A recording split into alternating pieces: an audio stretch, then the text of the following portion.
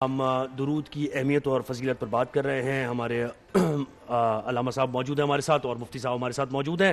تو اب مزید وقت ضائع کیے بغیر سوالات کی طرف بڑھتے ہیں. علامہ صاحب آپ سے سوال یہی کہ درود کی اہمیت اور فضیلت کیا ہے، اس کے بارے میں ذرا بتائیے. بسم اللہ الرحمن الرحیم. سب سے پہلے تو آپ کو مبارکباد اتنے حسین موضوع کے لیے. رمضان مبارک کی بہترین بابرکت ساعتیں، بلیسڈ مومنٹس، اور اس میں یہ والا موضوع. سورہ احزاب کی آیت پڑھی قاری صاحب نے، دل خوش ہو گیا جس انداز سے پڑھی انہوں نے. سورہ احزاب 33واں سورہ ہے اور قرآن کے سورہ کی طرح اتنا لطیف ہے اور اس میں اتنے خوبصورت میسیجز ہیں. یعنی اس کی ابتدائی آیت کو آپ دیکھیں تو ما جعل اللہ لرجل من قلبین فی جوفہ، اللہ نے کسی انسان کے سینے میں دو دل نہیں رکھے. اس کا تعلق بھی ویسے ایک درود سے بنتا ہے. یعنی یہ کہ دل دونوں طرف نہیں ہو سکتا، یا اللہ کا ہے یا شیطان کا ہے، یا محمد مصطفیٰ صلی اللہ علیہ وسلم کا ہے یا پھر کسی ابو جہل. دونوں ساتھ ساتھ نہیں ہو سکتا، یا حسینیت کے ساتھ ہو یا یزیدیت کے ساتھ ہو، ملا کے نہیں ہو سکتا یہ. تو اللہ سبحانہ و تعالیٰ نے فرمایا کہ ہم نے کسی انسان کے سینے میں دو دل نہیں رکھے. ہوتا نا کہ کعبے کا طواف بھی اور گنگا کا اشنان بھی خوش رہے، شیطان بھی راضی رہے، رحمان بھی، سجدہ اللہ کو ابلیس سے یارانہ بھی ہو، اقبال نے بھی کہا. جی تو ہماری زندگیاں کبھی کبھی ایسی ہوتی ہیں، ہم بلیک اینڈ وائٹ میں تو کم ہوتے ہیں، ہم گرے میں زیادہ ہوتے ہیں. گرے میں ہم دونوں طرف سے اچھا اس کو معتدل سمجھتے ہیں. جی یہ بڑا مسکنسپشن ہے. تو اللہ تعالیٰ نے قرآن میں سورہ احزاب میں کہا، اسی سورہ میں جس میں آیت درود ہے، اسی میں کہا کہ اللہ نے کسی انسان کے سینے میں دو دل نہیں رکھے. یہ میڈیکلی نہیں کہہ رہا اللہ سبحانہ و تعالیٰ. میڈیکلی تو سب کو پتہ ہے کہ ہر ایک انسان کے سینے میں ایک دل ہے. یہ اسپرچولی بات ہو رہی ہے کہ کسی انسان کے سینے میں اللہ نے دو دل نہیں رکھے. اس میں یہ آیت بھی ہے کہ النبی اولی بالمؤمنین من انفسہم وازواجہم امہاتہم، کہ جو نبی کی ازواج ہیں وہ مومنین کی امہات ہیں. اسی میں یہ آیت بھی ہے کہ لقد کان لکم فی رسول اللہ اسوۃ حسنہ، تمہارے لیے رسول کی زندگی میں اسوہ حسنہ ہے. اسی سورہ کی آیت نمبر 33، 33واں سورہ 33ویں آیت ہی جو اہل بیت کے بارے میں کہ انما یرید اللہ لیذھب عنکم الرجس اہل البیت ویطہرکم تطہیرا. اور اسی میں آیت درود بھی ہے کہ آیت نمبر 56 کہ ان اللہ وملائکتہ یصلون علی النبی یا ایھا الذین آمنوا. یہ تو ایسا محسوس ہو رہا ہے کہ سبھی اسی میں قرآن ہی اس میں وسلموا تسلیما. پورا خلاصہ یہاں پر ہے. اور پھر اگلی آیت ہے کہ ان الذین یؤذون اللہ ورسولہ لعنہم اللہ فی الدنیا والآخرہ. اللہ اپنے حبیب پر درود بھی بھیج رہے ہیں ملائکہ کے ساتھ، اور اے ایمان والو تم بھی صلوات بھیجو. اور اللہ کچھ لوگوں پہ لعنت بھی بھیج رہا ہے قرآن کے مطابق کہ جنہوں نے اللہ اس کے رسول کو اذیت پہنچائی تو اللہ اس کے رسول کی طرف سے اور اللہ کی طرف سے دنیا اور آخرت میں ان پر ایسی لعنت ہے کہ وہ رحمت سے دور ہو جائیں. بہرحال یہ ایک ایسی حسین اور لطیف عبادت ہے. ابھی ہم روزے سے ہیں، نماز پڑھیں گے، مغرب کا وقت آئے گا. دیکھیں نماز ہم پڑھتے ہیں، اللہ نہیں پڑھتا نماز. اللہ کا تو حکم ہے نماز پڑھنا، کیونکہ ہم عبد ہیں، وہ معبود ہیں.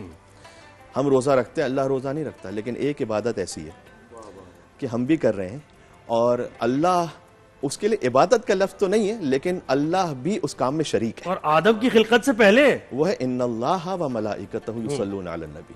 اللہ خود نماز نہیں پڑھے گا آ کر، اس لیے کہ وہ خالق ہے. اللہ روزہ نہیں رکھے گا، وہ حکم دینے والا ہے. لیکن اللہ درود پڑھتا ہے اپنے نبی پر، درود بھیجتا ہے مسلسل. ایک مرتبہ ایک عارف و بزرگوار تھے، انہوں نے کسی سے پوچھا کہ تم بتاؤ اللہ اس وقت کیا کر رہا ہے؟ کہا ہمیں کیا معلوم، اللہ قادر و قدیر رحیم و کریم، اللہ اس وقت کیا کر رہا ہے، مسبب الاسباب. کا کچھ اور ہو نہ ہو لیکن درود تو بھیج رہا ہے، اس لیے کہ اللہ نے قرآن میں کہا کہ ان اللہ وملائکتہ یصلون علی النبی یا ایھا الذین آمنوا صلوا علیہ وسلموا تسلیما. تو ایک ایسی عبادت ہے جس کے ثواب کا بھی کوئی حساب اور کتاب ہی نہیں ہے اگر کوئی بہت خلوص کے ساتھ، توجہ کے ساتھ بھیجے. جیسے کہ ابھی آپ نے انٹرو میں بھی یہ کہا تھا کہ اٹھتے بیٹھتے چلتے پھرتے، ایک ہوتا ہے وائٹامن اے، کہیں ہوتی ہے ٹیبلٹ وائٹامن بی، کوئی ہوتی ہے وائٹامن سی، کوئی ہوتے ہیں ملٹی وائٹامن. کیا بات ہے، سبحان اللہ. درود وہ ہے نا کہ جب اٹھتے بیٹھتے سوتے جاگتے. حدیث میں امام صادق علیہ السلام نے فرمایا، حدیث کا مفہوم یہ ہے کہ جب تم پھول کو سونگھو تو سونگتے ہوئے کہو اللہم صلی علی محمد وعلی محمد. اس سے پہلے کہ زمین پر رکھو گے اللہ تمہارے گناہوں کو معاف کر دے گا. گھر میں داخل ہو تو درود پڑھو، باہر نکلو تو درود پڑھو، اٹھو تو درود پڑھو، بیٹھو تو درود پڑھو، بچے کو اٹھاؤ تو درود پڑھو، کھانا کھاؤ تو درود. یعنی یہ کہ کسی بھی کیفیت میں آپ ہو، کسی بھی قضا کلامی معذرت، مجھے وہ یاد آیا کہ مسجد کوفہ میں مولا علی تشریف فرمائے اور ایک شخص آیا اور اس نے کہا کہ یہ کیا اللہ کہتا ہے کہ مجھے نبی سے محبت ہے اور اللہ نے پہلے اپنا نام اور اس کے بعد پھر نبی کا نام رکھا، تو یہ تو عدل نہ ہوا، یہ تو محبت کا اظہار نہ ہوا. تو مولا کائنات نے فرمایا کہ تم ابھی سمجھے ہی نہیں اللہ کی اس محبت کو. اللہ یہ چاہتا ہے کہ نبی کا نام کوئی پکارے ہی نہ جب تک اس کی زبان پاک نہ ہو جائے، اور زبان کی پاکی کے لیے اللہ کا نام لینا اور اس کے بعد جی. اعوذ باللہ من الشیطان الرجیم، بسم اللہ الرحمن الرحیم. سب سے پہلے تو آپ کا شکریہ، آپ نے مدعو کیا، اللہ تعالیٰ آپ کو اس کا اجر عطا فرمائے. اور سب سے اچھی بات ہے کہ موضوع بھی سب سے عالی شان ہے، درود پاک.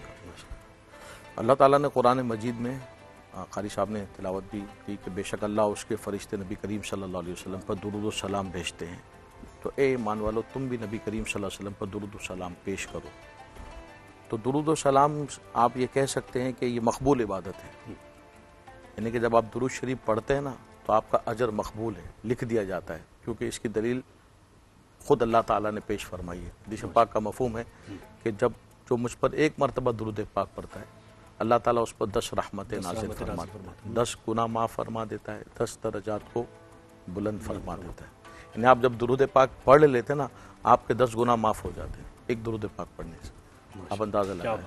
اور درود پاک وہ عبادت ہے کہ یہ روح کی تازگی اگر آپ چاہتے ہیں نا تو درود پاک کو اپنا معمول بنا لیجیے. روح کی پاکیزگی چاہتے ہیں، روح کی تازگی، پاکیزگی. آج ہم جو بات کرتے ہیں نا لوگوں کے اندر ہم ایک کسک دیکھتے ہیں، بے چینی دیکھتے ہیں، وہ اپنے حال پہ خوش نہیں ہیں، ان کے اندر سکون نہیں، اطمینان نہیں. پیسہ ہے تو خوش نہیں ہے، پیسہ نہیں ہے تو خوش نہیں. دونوں حال میں خوش نہیں. تو خوشی کا تعلق نہ مال سے ہے نہ دولت سے ہے، اس کا تعلق باطن سے، روحانیت سے.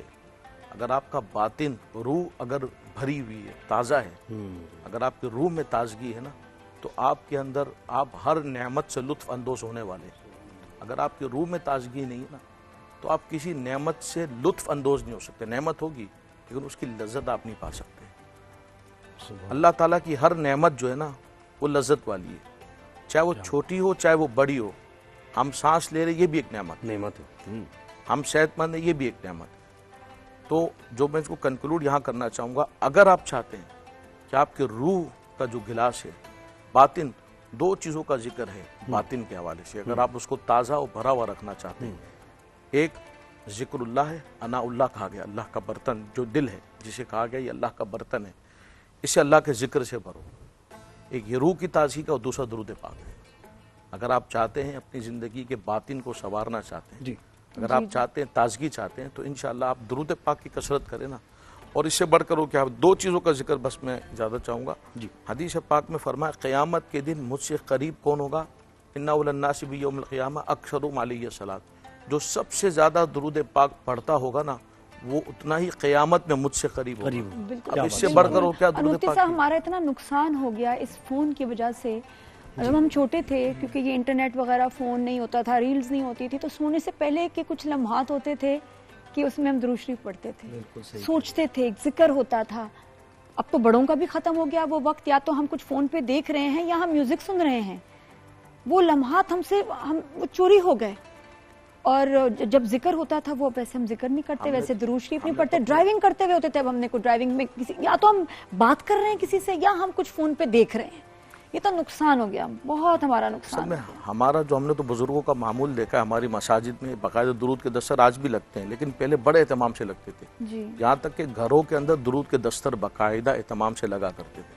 میں اپنے گھر کی بات کرتا ہوں، ہمارے یہاں لگا کرتے تھے درود کے دستر باقاعدہ. چند لوگ بیٹھ کے درود پاک روز کا معمول تھا ایک وقت، جب یہ سوشل میڈیا وغیرہ نہیں تھا، مصروفیات زیادہ نہیں تھی کوئی. جب سے یہ آ گیا اس کے بعد سے اس نے تو ہمارا وقت سمجھ لیجئے کہ سبھی لے لیا ہے. تو میں حدیث پاک کا ذکر رکھتا ہے قیامت کے دن جو سب سے قریب ہوگا درود پاک کثرت سے پڑھتا ہوگا. اور سرکار نے فرمایا کہ جو صبح و شام مجھ پر 10 مرتبہ درود پاک پڑھ لے اسے قیامت کے دن میری شفاعت ملے گی. یعنی شفاعت کی گارنٹی درود پاک میں ہے. قرب قیامت میں حضور کا قرب درود پاک میں ہے، روح کی تازگی درود پاک میں ہے. تو آپ درود پاک کی اگر آپ برکات سمیٹنا چاہیں نا اس کے ساتھ اپنے آپ کو وابستہ کریں. بالکل چلتے